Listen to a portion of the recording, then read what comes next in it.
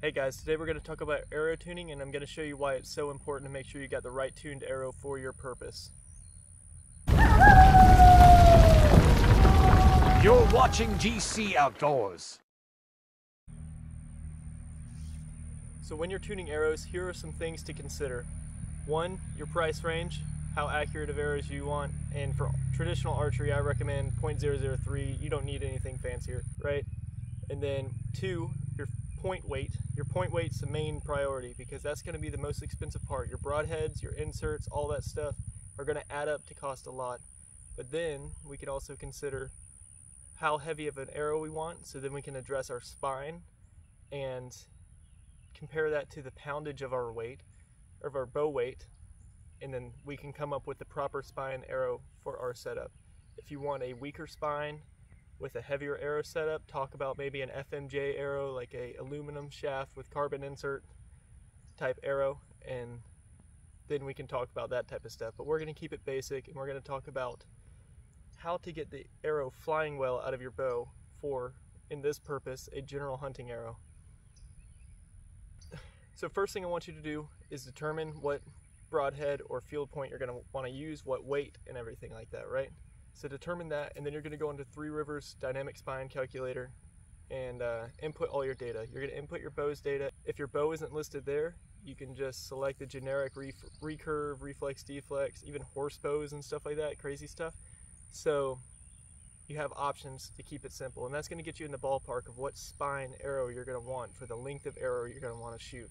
If you're shooting gap, it doesn't matter how long the arrow is, which is basically you find where you want to hit the target and you have a fixed amount of gap between the point of your arrow and the target itself. But if you're shooting point on, you're going to want the longer arrow for a closer range shot, which is most hunting situations. So then you can really tune the spine of your arrow to match the poundage of your bow and the spine requirements of your bow with that arrow weight setup. So once you input the bow's data, you're going to go and scroll down and input the arrow's information. So I would start with the point weight, the nock weight, the fletching type, and the insert weight. And you're probably not going to have footed shafts if you're just getting into this. And then you go, and I just select a generic spine of 500. See if that's too stiff. Probably not. For a 50-pound longbow like what I'm shooting here, then it's going to be too weak, and I'll show you. And so then I went and I dropped down to 400 spine, added a 1/4 to a 1/2 inch, I believe, and then it ended up making the arrow setup perfect. So at 31 inches or 30.75 inches, it ended up being a lot better setup. Now, from experience, this calculator isn't 100% accurate, and I found that I've always needed a slightly longer arrow than what's required. This is why whenever you get these arrow setups and you decide to purchase the shafts, all the points, all the fletchings, all that stuff, don't cut your shafts down to what that says. Still shoot full length shafts, see how it flies. Cut it shorter, maybe a 1/2 inch shorter, see how it flies. And then after that, I'd cut down 1/4 inches at a time and only do it to one arrow shaft until you find something that's shooting very well. So once you get that one arrow flying well, you're going to get 2 other arrows, cut them down to that length, fletch them all up, shoot them for a while, see how you like it. Sometimes you determine that, hey, I'm not liking it, it's just a little long, or I need to add a little weight, or you're just not happy with them. Then you've only lost 3 arrows compared to losing your whole dozen or half dozen if you decide to cut all of them down at the same time. Don't be in a rush with this process. So in order to show you why this tuning is so important and you can't just choose any arrow you want and set it up however, I have some pretty drastic and radical experiments to show you. A 500 spine, 400 grain arrow, then going to a stiffer spine, a 340 spine, 540 grain arrow, and then we got a 250 spine. I think it's a 760 grain arrow. It's a heavier setup. These 3, we're going to shoot them on the super slow-mo, and you're going to see why it's important to choose the right arrow spine. You're going to see. So real quick before we shoot, I'm going to shoot each of them in standard rate speed, and then I'm going to shoot them in super slow-mo, and we're going to see the speed difference.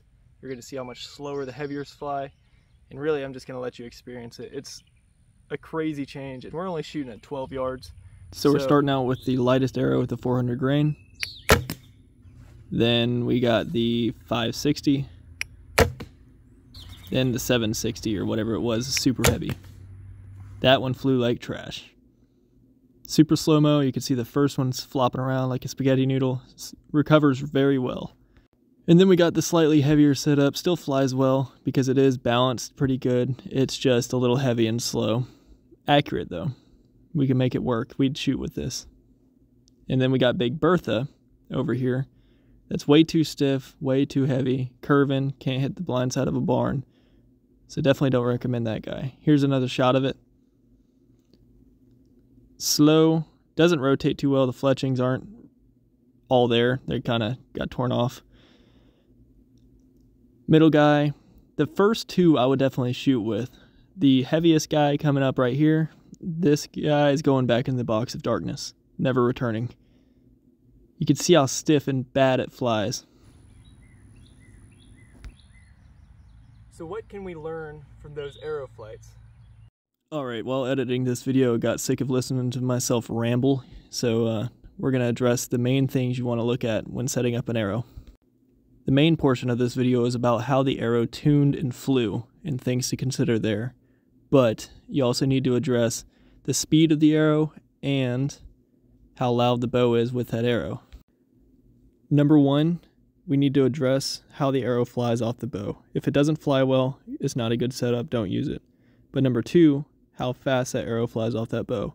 That would probably be the second thing to consider, because if it's not fast enough, you need to lighten it and get a better setup so it reaches the animal before the animal gets out of the way. And number three, which isn't really a big deal, how loud the bow sounds whenever you shoot, but a lighter setup may be louder, but the arrow's getting there 20 or 30 feet per second quicker, so it's not as big of a factor. Also, if you do decide to build a heavy setup, be careful with high FOC at range, because then it causes arrow imbalances to where the point weight is fighting the fletchings too hard, causing an unstable arrow flight at longer range. Anyway, that about sums up the video. I hope you enjoyed watching. Hopefully you learned a thing or two about tuning your arrows, some resources to use, some ways to save some money. Definitely consider using that calculator. It'll save you some money in the long run and save you from having to run around town getting your arrows cut, finding fletchings, all that stuff, because you keep running out of them. Comment below if you got any questions. Coming up here soon, I will be making that archery target. It's going to be under $50. It's going to be a great watch. Stick around, be sure to subscribe, and I'll see y'all later. GC Outdoors.